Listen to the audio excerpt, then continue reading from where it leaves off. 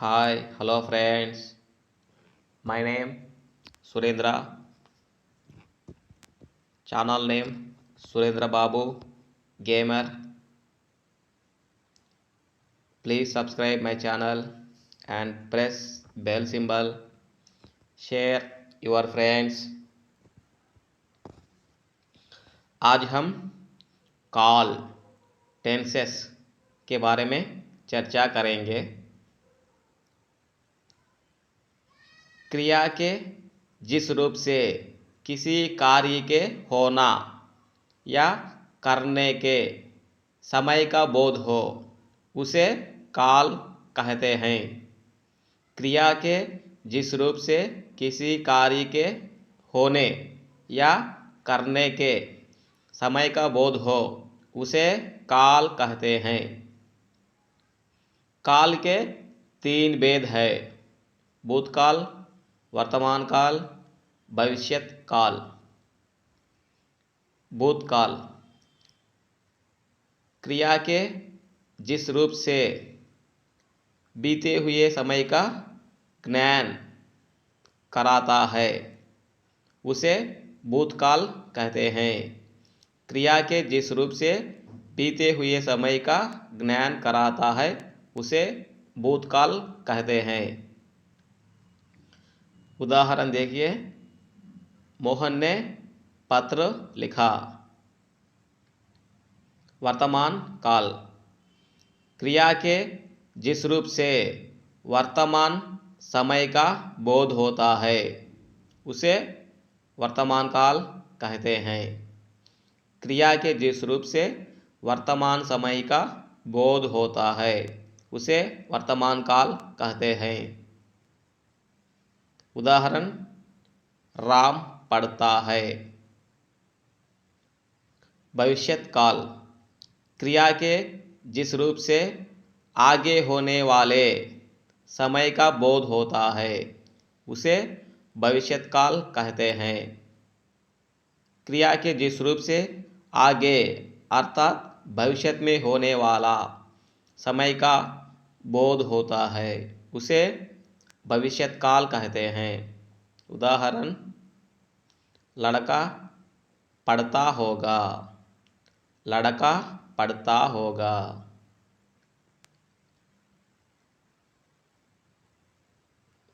भूतकाल के चहुभेद है। भूतकाल के चहुभेद है: सामान्य भूतकाल, आसन्न भूतकाल, पूर्ण भूतकाल, अपूर्ण भूतकाल, संदिग्ध भूतकाल, हेतु मद्भूतकाल।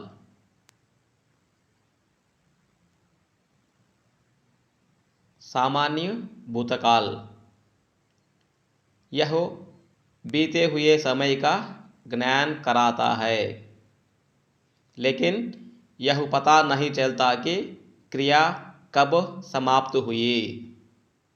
सामान्य भूतकाल यह बीते हुए समय का ज्ञान कराता है, लेकिन यह पता नहीं चलता कि क्रिया कब समाप्त हुई।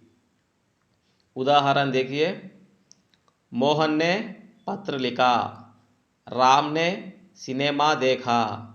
पानी गिरा। गाड़ी आई। चिट्ठी भेजी गई। यहाँ हम ध्यान से देखेंगे तो क्रिया समाप्त हुआ है, लेकिन कब समाप्त हुआ है, कब समाप्त हुआ है इसके बारे में कोई जानकारी नहीं रहता। वह सामान्य भूतकाल है। आसन्न भूतकाल क्रिया का वह रूप जिससे ज्ञात होता है कि क्रिया का व्यापार, काम भूतकाल में प्रारंभ होकर कुछ समय पूर्व समाप्त हुआ है। आसन्न भूतकाल क्रिया का वह रूप जिससे ज्ञात होता है कि क्रिया का व्यापार, काम भूतकाल में प्रारंभ होकर कुछ समय पूर्व समाप्त हुआ है। उदाहरण देखिए, वह गया है, वह सोया है। यहाँ एक बात ध्यान देना होगा। नोट: सामान्य भूतकाल की क्रिया के साथ है, हैं, हो, हूँ आदि लगा देते हैं तो आसन्न भूतकाल बन जाता है। सामान्य भूतकाल की क्रिया के साथ है, हैं, हो, हूँ आदि लगा देते हैं तो आसन्न भूतकाल बन जाता है।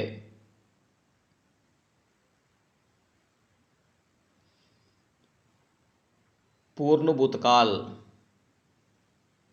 जिस क्रिया से बीते हुए समय में काम के पूरा होना प्रकट होता है उसे पूर्ण भूतकाल कहते हैं। जिस क्रिया से बीते हुए समय में काम के पूरा होना प्रकट होता है उसे पूर्ण भूतकाल कहते हैं। उदाहरण देखिए, मैंने पत्र लिखा था, राम ने सिनेमा देखा था, मोहन ने पत्र लिखा था, वे मेला देखने गए थे,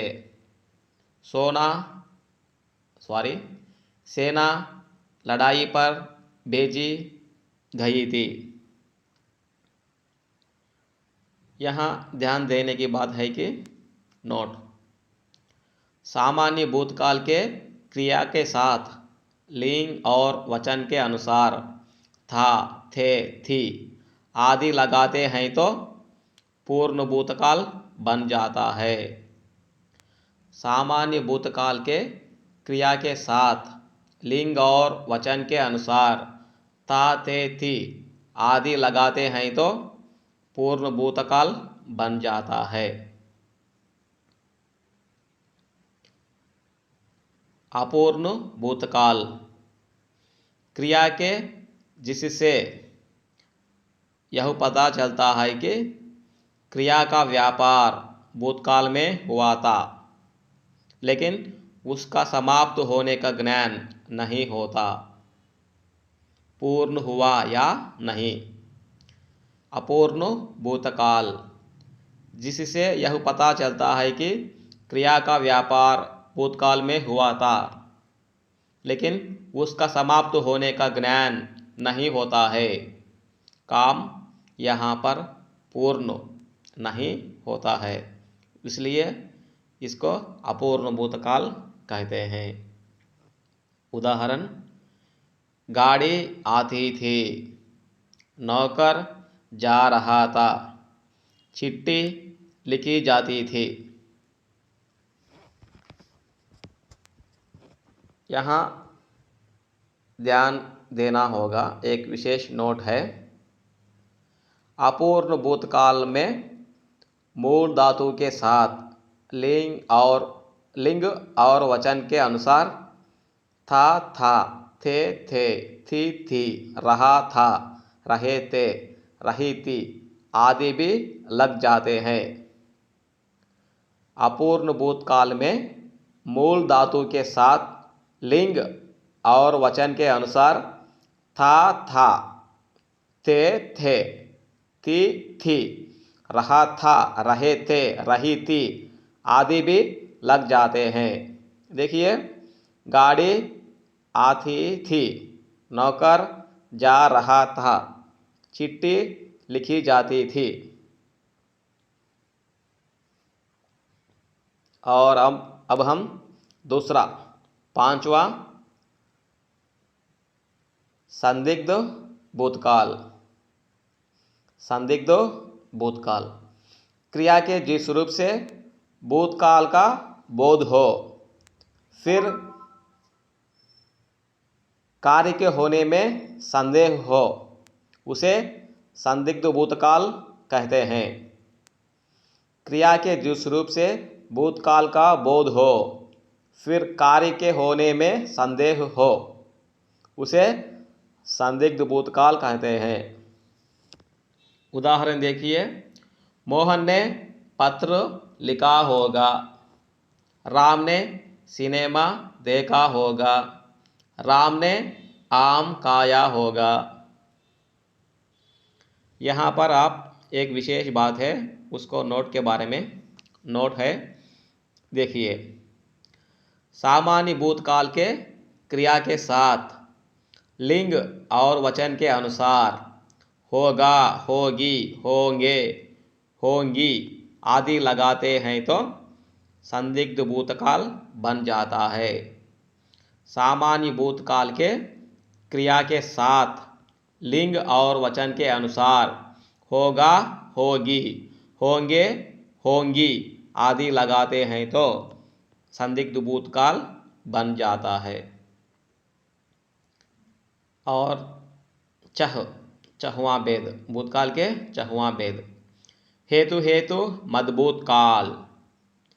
क्रिया के जिस रूप से यह पता चलता है कि कार्य भूतकाल में होना संभव हो या किसी कारण से ना हो सका, उसे हेतु हेतु मदभूत काल कहते हैं। क्रिया के जिस रूप से यह पता चलता है कि कार्य भूतकाल में होना संभव हो या किसी कारण से ना हो सका, उसे हेतु हेतु मदभूत काल कहते हैं। उदाहरण देखिए, यदि वह परिश्रम करता तो परीक्षा में उत्तीर्ण हो जाता। यदि आप आ जाते तो काम अवश्य हो जाता। संभवतः श्रीकांत पहुंच गया हो, शायद रमाकांत गया हो। इसमें संभावना या काम, किसी कारण से काम ना होना, ऐसी इसके बारे में सूचना होता है, सूचना देता है, उसे हम हेतु हेतु मदभूत काल कहते हैं। संदिग्ध काल में काम संदिग्ध रूप में होता है और हेतु हेतु मदभूत काल में किसी संभावना या किसी कारण से काम नहीं होता है, उसे हम हेतु हेतु मदभूत काल कहते हैं। संदिग्ध भूतकाल में काम संदेह होता है, अर्थात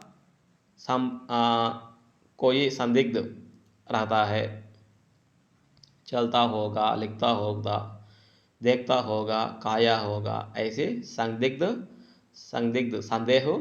संदिग्ध भूतकाल में रहता है।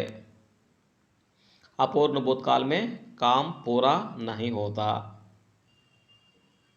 पूर्ण भूतकाल में काम पूरा होता है।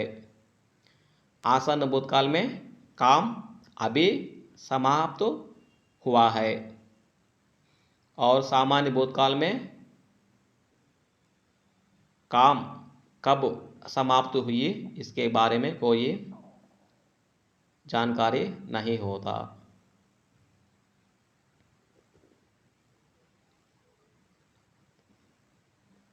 अब हम भूतकाल में नए प्रत्यय का प्रयोग एवं नियम उसके बारे में चर्चा करेंगे।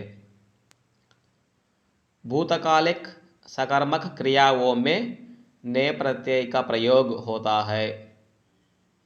भूतकालिक कृदंत से बने हुए कालों, सामान्य, आसन्न, पूर्ण और संदिग्ध भूतकालों में नए प्रत्यय का प्रयोग होता है।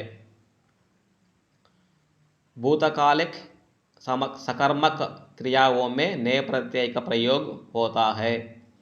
भूतकालिक कृदंत से बने हुए कालों, सामान्य, आसन्न, पूर्ण और संदिग्ध भूतकालों में नए प्रत्यय का प्रयोग होता है। उदाहरण देखिए, राम ने आम खाया, यह सामान्य भूतकाल वाक्य है। राम ने आम खाया है, यह आसन्न भूतकाल का वाक्य है। राम ने आम खाया था, यहाँ पर काम पूरा हुआ है, अर्थात पूर्ण भूतकाल है। राम ने आम खाया होगा। यहाँ पर संदिग्ध है अर्थात संदेह है, इसलिए संदिग्ध भूतकाल है।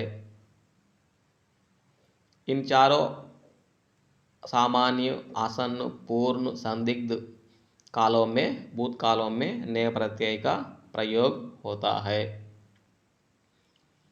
कर्ता के साथ नेय प्रत्यय का प्रयोग होता है तो कर्म के अनुसार क्रिया के लिंग और वचन होते हैं। कर्ता के साथ नेय प्रत्यय का प्रयोग होता है तो कर्म के अनुसार क्रिया के लिंग और वचन होते हैं। उदाहरण देखिए, रमेश ने रस पिया। यहाँ रमेश पुंलिंग शब्द है। यहाँ कर्ता के साथ नेय प्रत्यय का प्रयोग हुआ है, इसलिए लिंग क्रिया कर्म के अनुसार बदला है। क्रिया यहाँ पिया है, यह स्त्रीलिंग है। पिया मतलब स्त्रीलिंग शब्द, स्त्रीलिंग क्रिया है। यह हम ध्यान देंगे तो रस स्त्रीलिंग है, रस कर्म है, रस के अनुसार क्रिया बदला है। रमेश पुंलिंग है और रस स्त्रीलिंग है। यहाँ रमेश कर्ता है और रस कर्म है। यहाँ कर्म के अनुसार क्रिया बदला है। कर्ता के साथ नेय प्रत्यय का प्रयोग होता है तो कर्म के अनुसार क्रिया के लिंग और वचन होते हैं। और दूसरा उदाहरण देखिए, वाणी ने 2 साड़ियाँ खरीदी। यहाँ वाणी स्त्रीलिंग है, कोई प्रॉब्लम नहीं है। साड़ियाँ ये बहुवचन शब्द है, इसलिए क्रिया भी बहुवचन में है। साड़ियाँ बहुवचन है, इसलिए क्रिया भी बहुवचन है, खरीदी। जब कर्ता के साथ नेय प्रत्यय का प्रयोग होता है तो कर्म के अनुसार क्रिया के लिंग और वचन होते हैं। पहला वाक्य में रस कर्म है, यह स्त्रीलिंग है, इसलिए क्रिया भी स्त्रीलिंग में बदला है। दूसरा वाक्य में साड़ियाँ कर्म है, यह बहुवचन में है, इसलिए क्रिया भी खरीदी बहुवचन में है। कर्ता के साथ नेय प्रत्यय का प्रयोग होता है तो कर्म के अनुसार क्रिया के लिंग और वचन बदलते हैं। कर्ता के साथ नेय प्रत्यय कर्म के साथ को प्रत्यय आए तो क्रिया हमेशा पुल्लिंग एकवचन में होती है। कर्ता के साथ नेय प्रत्यय और कर्म के साथ को प्रत्यय आए तो क्रिया हमेशा पुंलिंग एकवचन में होती है। उदाहरण देखिए, कृष्णा ने 4 गायों को देखा। यहाँ कृष्णा कर्ता कारक है, उसके साथ ही नेय प्रत्यय आया है और गाय कर्म है, इसके साथ को प्रत्यय आया है। और क्रिया देखिए, देखा, अर्थात यहाँ 4 गायें हैं, अर्थात यह 4 मतलब बहुवचन है, लेकिन क्रिया तो एक वचन में है। कर्ता के साथ नेय प्रत्यय कर्म के साथ को प्रत्यय आए तो क्रिया हमेशा पुंलिंग एकवचन में होती है। यहाँ कर्म गाय है, गाय है, 4 गाय है, 4 मतलब अर्थात बहुवचन है, लेकिन क्रिया तो पुंलिंग में है और एक वचन में है। समझ में आ गया? कर्ता के साथ नेय प्रत्यय कर्म के साथ को प्रत्यय आए तो क्रिया हमेशा पुंलिंग एकवचन में होती है।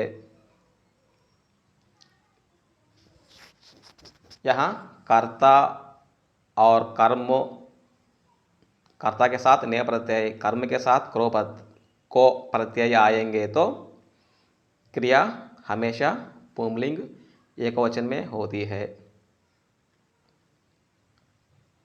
वाक्य में लगना, सकना, चुकना, सोना, लाना, भूलना, बोलना आदि क्रियाएं और सहायक क्रियाएं आए तो कर्ताओं के साथ ने प्रत्यय का प्रयोग नहीं होता है। यह भूतकाल में ने प्रत्यय का नियम है। वाक्य में लगना, सकना, चुकना, सोना, लाना, भूलना, बोलना, लग, सक, चुक, बोल, भूल और सोना, लाना यह भूतकाल के वाक्य में प्रयोग होते हैं तो कर्ता के साथ ने प्रत्यय का प्रयोग नहीं होता। उदाहरण देखिए, कीर्तना बाजार से फल लाई। यहाँ लाना है क्रिया है, इसलिए कर्ता के साथ ने प्रत्यय नहीं लगता।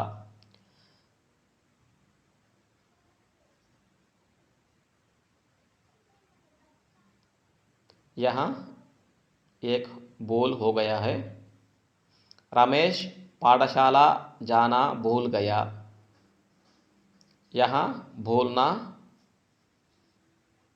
आया है, इसलिए ने प्रत्यय नहीं आता।